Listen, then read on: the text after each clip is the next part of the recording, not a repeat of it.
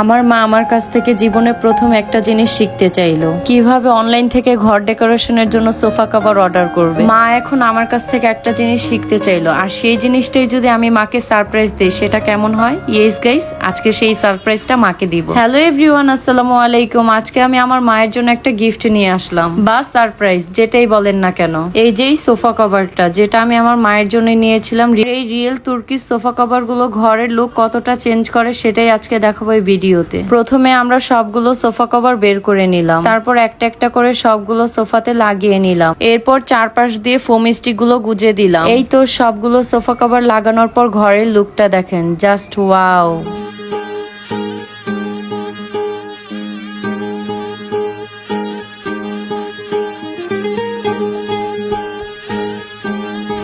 এরপর মাকে এনে সোফাগুলো দেখালাম। তার খুশির কাছে আসলে এই সামান্য সোফা কভার কিছুই না। যাই হোক, আপনারা যদি অরিজিনাল তুর্কির এই সোফা কভার গুলো নিতে চান, তাদের পেজ উপরে মেনশন করা আছে।